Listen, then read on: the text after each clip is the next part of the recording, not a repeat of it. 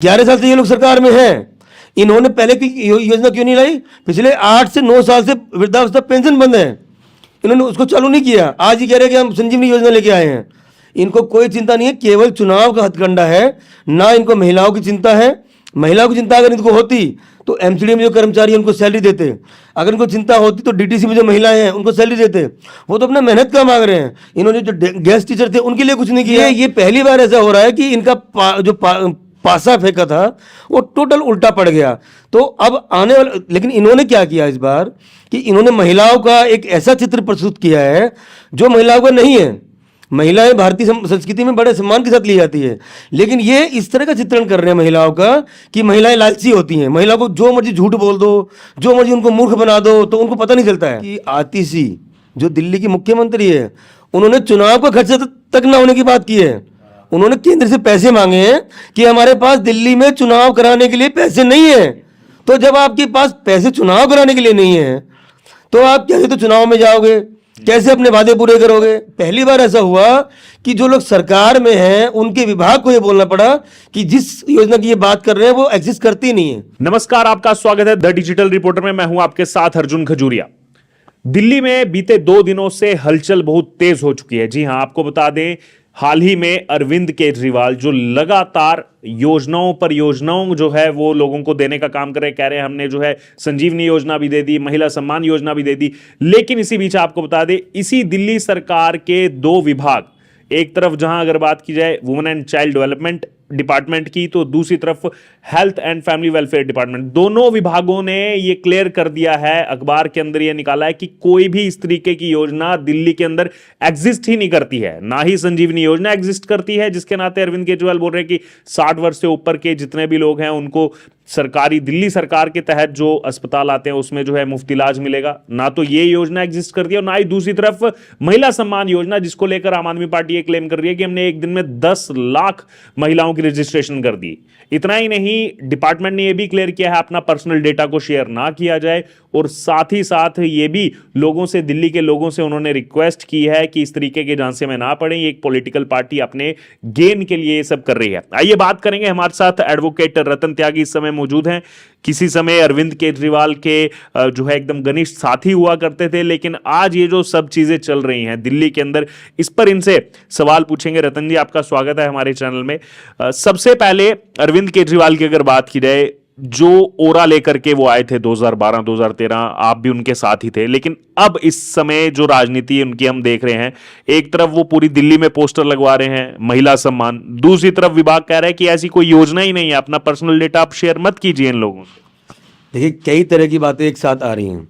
ऐसा भारत के इतिहास में ऐसा पहली बार हो रहा है कि सरकार में रहते हुए, जबकि चुनाव की घोषणा नहीं हुई है, सरकार में रहते हुए सरकार के विभाग को ये आना पड़ा कि ऐसी कोई योजना नहीं है। आप देखिए, केजरीवाल सरकार में हैं, सरकार में रहते हुए उनके पास बहुत सारे साधन हैं। वो विधानसभा में उसको पास कर सकते हैं या कोई भी योजना ला सकते हैं, उसका एक प्रोसेस है। अगर चुनाव की घोषणा हो जाती तो तब आप अपने वादों की बात कर सकते थे, लेकिन ये पहली बार हो रहा है कि सरकार में रहते हुए सरकार कुछ और बोल रही है और ये लोग कुछ और बोल रहे हैं। तो ये सीधा सीधा मिसयूज ऑफ पावर है क्योंकि ये सरकार में है तो लोग इनका विश्वास कर ले रहे हैं, और ये भी इस बात को जानते हैं कि हम सरकार में हैं तो लोगों को मूर्ख बनाएंगे, तो लोग बन रहे हैं। ये मतलब भारतीय इतिहास में पहली बार हो रहा है कि सरकार में रहते हुए सरकार के खिलाफ, सरकार के विभाग को ही पता नहीं है कि हो क्या रहा है। अगर चुनाव की घोषणा हो चुकी होती तब कहीं जाके ये कुछ बोलते तो ये चुनावी घोषणा लगती, लेकिन क्योंकि ये सरकार में है और सरकार में अभी चुनाव की घोषणा नहीं हुई है, तो ये सीधा सीधा मिसयूज ऑफ पावर है। और मैं तो चाहता हूं कि कोर्ट इसमें सीधा सीधा संज्ञान ले, सुओ मोटो एक्शन कोर्ट को लेना चाहिए कि आप सरकार में रहते हुए इस तरह के लोगों को भ्रमित क्यों कर रहे हैं। और ये एक स्टेप हेल्थ मंत्रालय ने और परिवार कल्याण ने, महिला कल्याण मंत्रालय ने ये क्लियर कर दिया है। ऐसे में ये पहली बार है कि सरकार के विभाग एक तरफ और सरकार के मंत्री एक तरफ, ये पहले कभी देखा नहीं गया इस तरह का। जी, और जो आपने जिक्र किया यहां पर विभाग का या फिर सरकार का, एक आम आदमी पार्टी की तरफ से ये शेयर किया गया, देखिए एक दिन में 10 लाख रजिस्ट्रेशन हो गए। दूसरी तरफ यहां पर विभाग ने क्लियर कर दिया अगर कोई भी ऐसी स्कीम है वो आप ऑनलाइन जाकर उसको अप्लाई कर सकते हैं, ऑनलाइन वेबसाइट के थ्रू वो अप्लाई होगा। यहां हमको देखने को मिल रहा है कि इन्हीं के कार्यकर्ता जगह जगह जो है उन्होंने अपने डेस्क लगा दिए हैं और वहां पर मैनुअल जो है वो इनका रजिस्ट्रेशन सारा डेटा जो है वो यहां पर कलेक्ट कर रहे हैं। देखिए ये लोग क्या कर रहे हैं, सरकार में होने का फायदा उठा रहे हैं अब, लेकिन इनका ये जो चाल है ये उल्टी पड़ चुकी है। अब जिन महिलाओं ने फार्म भरवाया था, अब वो महिलाएं किसी को ये नहीं बता रही हैं कि मैंने फार्म भरवाया था, क्योंकि चारों तरफ ये बात खुल गई है कि ये महिलाओं को मूर्ख बनाया गया। अब कोई महिला ये नहीं बोल रही है कि मैंने फार्म भरवाया है, क्योंकि उसको लग रहा है कि अगर मैं किसी को बताऊंगी तो लोग कहेंगे मैं भी तो मूर्ख बन गई। इसलिए ये पहली बार ऐसा हो रहा है कि इनका पासा फेंका था वो टोटल उल्टा पड़ गया। तो अब आने वाला, लेकिन इन्होंने क्या किया इस बार कि इन्होंने महिलाओं का एक ऐसा चित्र प्रस्तुत किया है जो महिलाओं का नहीं है। महिलाएं भारतीय संस्कृति में बड़े सम्मान के साथ ली जाती है, लेकिन ये इस तरह का चित्रण कर रहे हैं महिलाओं का कि महिलाएं लालची होती हैं, महिलाओं को जो मर्जी झूठ बोल दो, जो मर्जी उनको मूर्ख बना दो तो उनको पता नहीं चलता है। लेकिन अब की बार महिलाएं भी इनकी बात समझ चुकी है कि केजरीवाल महिलाओं को मूर्ख बनाने के लिए काम कर रहा है। इस तरह की योजना किसी पुरुष के लिए क्यों नहीं लाई है?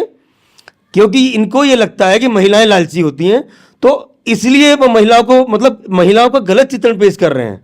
और बुजुर्गों की कहाँ बात कर रहे हैं ये लोग? 11 साल से ये लोग सरकार में हैं, इन्होंने पहले की योजना क्यों नहीं लाई? पिछले 8 से 9 साल से वृद्धावस्था पेंशन बंद है, इन्होंने उसको चालू नहीं किया। आज ही कह रहे हैं कि हम संजीवनी योजना लेके आए हैं। इनको कोई चिंता नहीं है, केवल चुनाव का हथकंडा है, ना इनको महिलाओं की चिंता है। महिलाओं की चिंता अगर इनको होती तो एमसीडी में जो कर्मचारी हैं उनको सैलरी देते, अगर इनको चिंता होती तो डीटीसी में जो महिलाएं हैं उनको सैलरी देते। वो तो अपना मेहनत का मांग रहे हैं। इन्होंने जो गेस्ट टीचर थे उनके लिए कुछ नहीं किया, जो बस मार्शल थे उनके लिए कुछ नहीं किया, बल्कि बस मार्शल तो पहली बार ये कह रहे हैं कि हम लोग पार्टी बना के इसके खिलाफ लड़ेंगे। केजरीवाल आप लड़ रहे हैं, वो तो कैंडिडेट्स भी डिक्लेयर करना। पहली बार ऐसा हुआ है कि वो परेशान होके मतलब बस मार्शल ने 10 कैंडिडेट डिक्लेयर कर दिए हैं, और वो ये दिखाना चाहते हैं कि देखो ये लोग सबको बेवकूफ बना रहे हैं। बस मार्शल, एक बात बताइए आप, इस बार इन्होंने रेड लाइट ऑन तो गाड़ी ऑफ क्यों नहीं किया? इस बार इन्होंने कहीं पानी का छिड़काव क्यों नहीं किया? इस बार इन्होंने जो पराली जलाने का जो नाटक कर रहे थे वो क्यों नहीं किया? इस बार इन्होंने टावर लगाए थे, स्मोक टावर, और वहाँ पे कनॉट प्लेस में, वो पिछले 4 महीने से बंद है। पैसा नहीं है इनके पास, इनको प्लास्टिक के सीवर डालने पड़ रहे हैं, पैसा नहीं है, तनख्वाह देने के लिए पैसा नहीं है, और बोल रहे हैं कि पास किया 1000 रुपये के लिए और पूरे 2100 रुपये देंगे। अरे भाई, आपने जो विधानसभा में जो पारित किया, कम से कम उसको एग्जीक्यूट तो करते, उसको किसी को एक बार देते। आप अपने ही फैसले पर नहीं टिक पाए, 1 हफ्ते के अंदर पलट गया आप। तो आपका जो सदन है, जो विधानसभा है, वो ऑर्डर कुछ और पास कर रही है और आप बाहर जाके उसको पलट दे रहे हो। ऐसा केवल एक बार देखा गया था जब मनमोहन सिंह का जो फैसला सरकार का था वो राहुल गांधी ने बाहर आके फाड़ दिया था। और ये दूसरा एक उदाहरण है कि विधानसभा में कुछ और पास हुआ और केजरीवाल ने बाहर उसको कुछ और पलट दिया। जी, ये मजाक उड़ाया जा रहा है एक तरह विधान। आपने संजीवनी योजना का भी जिक्र किया। लगातार बीते कुछ महीनों से मैं देख रहा हूं एक सवाल उठ रहा था कि देश के अंदर जहां विपक्षी राज्यों की भी सरकार है वहां भी आयुष्मान योजना लागू की गई, लेकिन केवल बंगाल और दिल्ली, ये 2 ऐसे केंद्र शासित प्रदेश और राज्य हैं जहां पर आयुष्मान योजना लागू नहीं है।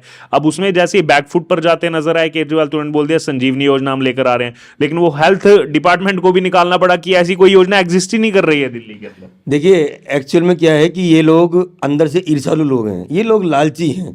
इनको ये लगता है कि अगर आयुष्मान योजना दिल्ली में लागू होगी तो बीजेपी को बेनिफिट हो जाएगा। अरे आप बीजेपी के बेनिफिट के लिए काम मत करिए, आप ये देखिए कि दिल्ली के लोगों को क्या फायदा होता है उससे। लेकिन ये लोग राजनीति कर रहे हैं और गलत राजनीति कर रहे हैं।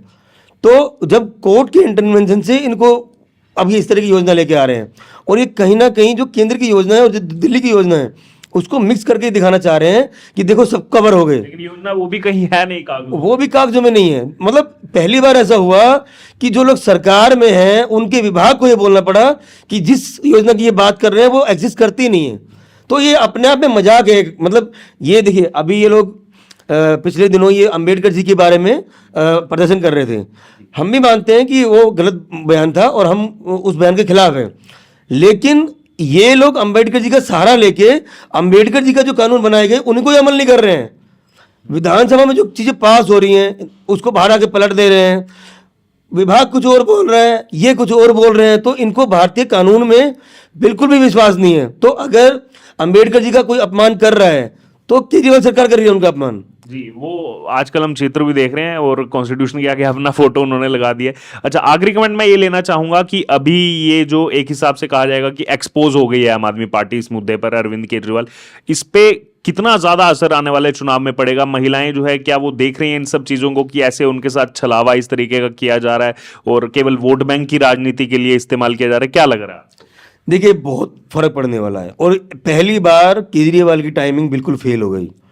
आप शुक्र मनाइए कि अगर केजरीवाल ये वाला झांसा वोटिंग से 4-5 दिन पहले फेंक देता तो कोई इसको संभाल नहीं पाता। लेकिन इनका इतना उतावलापन है दोबारा सरकार में आने के लिए कि ये इसको 1.5 महीना 2 महीना पहले ही करके फंस गए। अब सरकार भी इनकी है, चुनाव की घोषणा हुई नहीं है, तो अब ये करे तो करे क्या? तो ये अब फंस गए। महिला को भी ये लग रहा है कि यार हमें लोग बेवकूफ़ समझेंगे। महिला भी बता नहीं रही है कि हमने फॉर्म भर दिया है। तो ये पहली बार केजरीवाल चारों खाने चित हो गए। इनकी जो योजना थी, देखिए अगर इनका नीयत साफ होती तो इन्होंने लोकसभा चुनाव में बोला था कि हम लोग 1,000 रुपये देंगे।